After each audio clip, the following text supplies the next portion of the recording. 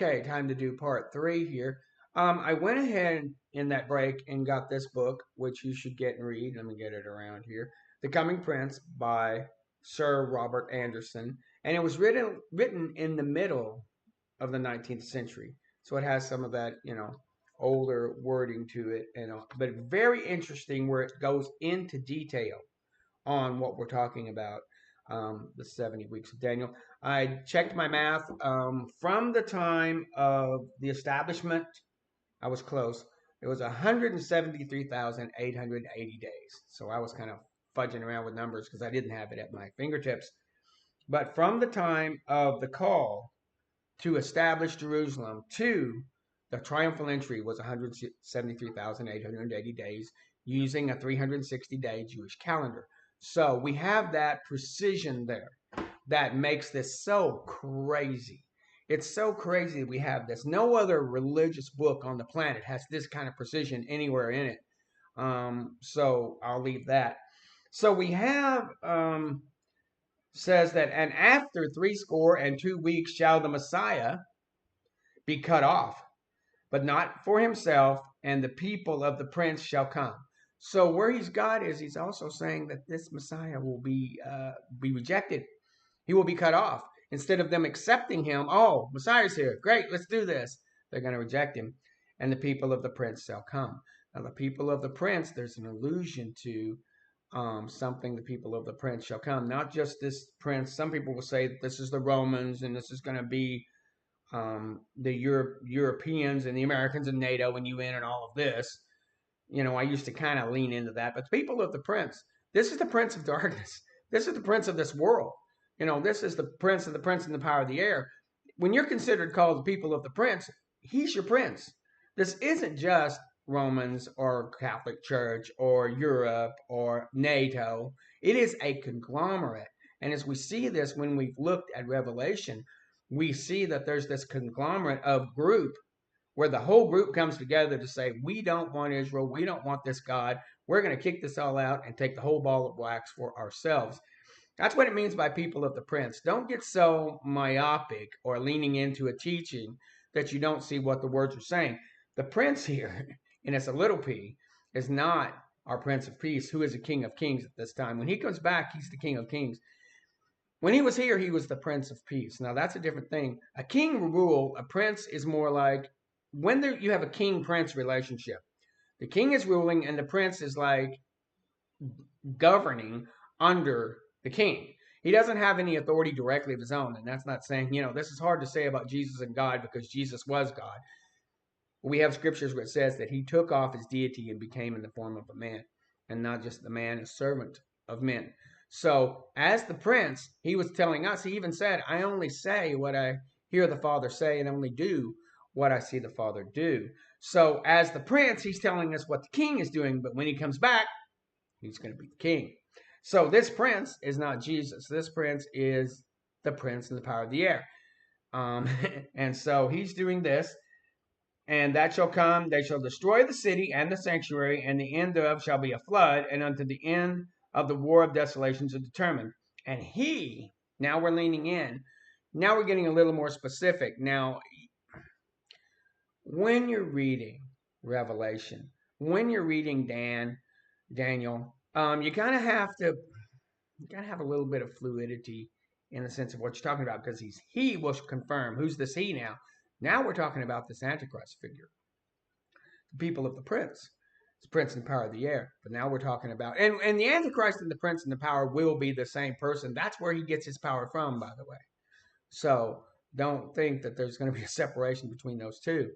So he will confirm the covenant with the many for 1 week. So we're going to have, this is the 70 weeks. This is the 70th week. He, what we later know as this Antichrist figure, will create a covenant, an agreement with the people for 1 week. And in the midst of that week, he shall cause the sacrifice and the oblation to cease. And for the overspreading of the abominations, he will make it desolate, even unto the consummation. And that determines shall be poured out unto desolation. His job is to go in. See, this is going to be the greatest bait and switch of history. This Antichrist fellow that comes in, first time it's going to be all pro everybody. You know, he's going to be pro Jews and pro Muslims and pro Christians and pro Catholics and pro everybody. Everybody gets a seat at the table. He will be the man of everybody, and he will be all for rebuilding this temple. And the Islamics won't have a problem with it. I was watching a video the other day which talked about how the the one of the mosque over there, the sacred mosque in Jerusalem, is where the temple will go. And they're saying this is going to be a big problem. These Muslims are not going to give up the Dome of the Rock so they can rebuild this holy temple. Now, there's two frames of thought there. Either A, there's one group that says that they could build the temple next to it and still be within biblical guidelines because the Bible talks about the holy place and then it talks about the court of the Gentiles. One guy, I forget his name now, that was read his book, The Coming Prince. Oh, that was Anderson, sorry. I can't remember this book. Anyway, the point is, talks about the last days and the coming temple, is that you could geographically have this set up so that it would be in the Dome of the Rock would be in the court of the Gentiles. So that would be fine. You know, you establish one or the other. Another one says that this guy could be so charismatic and flamboyant and get so much of a rush that if he says, well, you know, let's kind of move this out of the way and build this, they'll be fine with it. We don't realize how charismatic this person will be. We've never seen a person like this. You know, you had Nebuchadnezzar and you had some of the others. You had Alexander the Great. You had, of course, the Medes and the Persians, Cyrus of Mede and Darius of I'm getting those backed up. Cyrus of Persia and Darius the Mede. Very flamboyant, very big, very awe-inspiring. This guy gets here, could be them on steroids, and it could be that they say, sure, move it out of the way, build that temple. You're the Mahdi, you're the leader. We do what you say because we love you. Okay, they could do that. Either way, this could be set up. And a lot of people also, they think this would be forever to build. They built Solomon's temple off-site in pieces. There was not a sound of a hammer happening to build the temple. So they could easily have all these parts, and some people say they do have them ready to go, even the holy epoch with the Urim and the Thummim, even getting ready to consecrate the Levites and the priest, getting ready to do all these things. There's even some will say that they will find the Ark of the Covenant. Well, there you go. Could happen. And sets all this up. And you could set it up in a month, a couple of months. There you go. Just clear it off and start building buildings and start building bricks and start putting things in, start laying all these different tapestries and things. Have that up in no time and just start officiating almost immediately. And he's going to want that to happen because this is his finger in the face of God. This is his finger in the face of God because here he's going to get the Jews to do for him what they really were kind of reticent to do. I mean, there was a period of time when they were excited about it. David had set up the stuff, and then Solomon got it going, and that was well.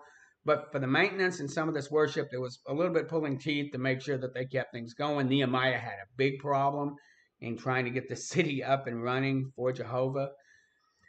Jesus even said that I come in my Father's name, you don't listen to me. But another will come in his own name.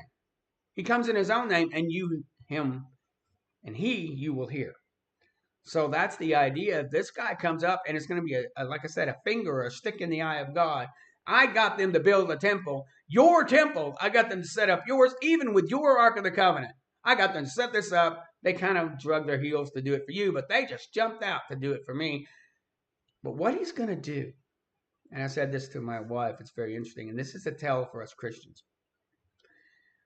This Antichrist person who comes, it's very possible he will act like Jesus in our, the Jesus that we know from watching TV and movies and The Chosen and all of this. He might even resemble him to a degree.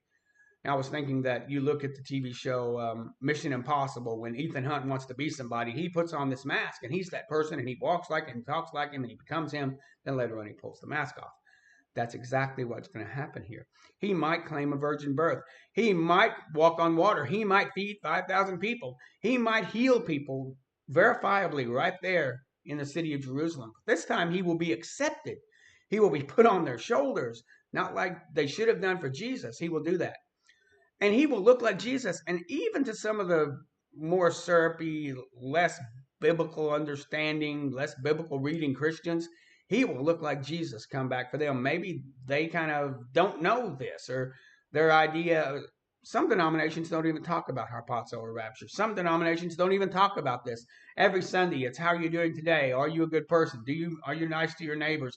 Do you love your wife? Do you love your husband? You know, what is love? What is faith? What is goodness? And they get lost in the ethereals, and they don't talk about the substance. So really, yeah, if the rapture doesn't happen, there's probably over 50% of the church would not even know what that word even means. But they go in, Jesus comes back, he looks like frat boy Jesus from The Chosen, and everybody puts him on their, puts him on their shoulders, and he gets the Islamics to move their Dome of the Rock. He gets them to build the temple with excitement, and everybody's excited, and all the Christians are shouting. The Catholic Church will be behind him 300%. Here come the Orthodox, they'll be doing the same. Even the atheists and stuff will kind of go, well, I don't believe that he's a man god, but he's doing some good things. Maybe he goes and cleans up the environment. Maybe he goes and cleans up Bangladesh or something, and all of a sudden, he's feeding the poor and he's doing the things that we think Jesus ought to do. But there's a touchstone. There's one left. I think it's see if I can find it, in 2 Thessalonians. I didn't have this ready to go, so I might be a little bit off my key here. Let me see if I can find it. Okay, here it is. It's 2 Thessalonians 2:3. Let no man deceive you by any means, for that day shall not come except that there is a falling away first. We're falling away from truth.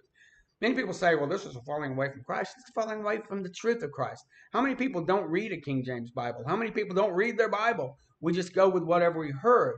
And then when things don't happen, we fall away. In fact, I don't understand. I want to do a video about why in the world do we as Christians hate the King James Bible so much. I mean, just literally, there's almost a venom in people's mouth when you mention this version. Maybe that's the falling away.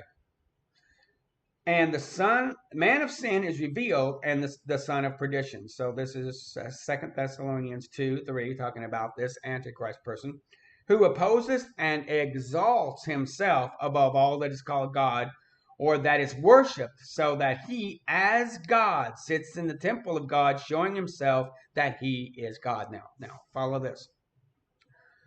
There's two things that Jesus didn't do. And watch this. This is kind of hard for some people. Jesus was God. And he claimed to be God all over the place. I am, before Abraham was, I am. When the high priest asked him, are you the son of the blessed one, which is a total title of Messiah, he goes, I am. So the idea that he claimed it, he never demanded worship. Just being around him elicited worship. When you knew that he was God, you just worshiped. Worship just happens because he's in the room. He doesn't demand it. This guy will demand worship for himself. See, Jesus called for worship of God, of the Father. But people worshiped him because they saw he was also God, because he claimed to be God. It's the theology here some people have a hard time with. Just accept it by faith. Jesus is God and the Father is God. They are one.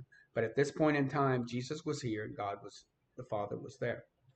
So they're still God. But here, this man will be above all that is called God. He will go into this temple that he's made, that they wouldn't make for him, but they wouldn't make for God, but they make for him. And he's going to sit on the Holy of Holies. He's going to sit on the Ark of the Covenant, which most people know is made like a giant throne. It isn't this thing out of Raiders of the Lost Ark, this little bitty thing that you can put on your coffee table. It was a great big throne. It was big. It was tall. It had cherubims on the back there, whose wings were on the back and touching one another. And it was set up, if you look at the dimensions, it looks like a throne that someone could sit on. He will go and sit on this throne. He will claim to be not just a God, but the God. And not just the God, but above any name that we ever gave God. He's going to be above that name. He's going to be above, of course, Baal and Azareth and Molech. He'll be above Allah. He'll be put himself above um, Adonai, Elohim, Yahweh. He will be above Father, Son, Holy Spirit. He will be above all names that we have ever called, whether true or false, called a God by. He will put himself above all those names, and he will sit. And he will sit on that throne. Then, just to show that he is God, he will, and what does it say there? It says back there that he will do despicable things. Let me go back to Daniel. Daniel 9. That's what I get for closing my Bible.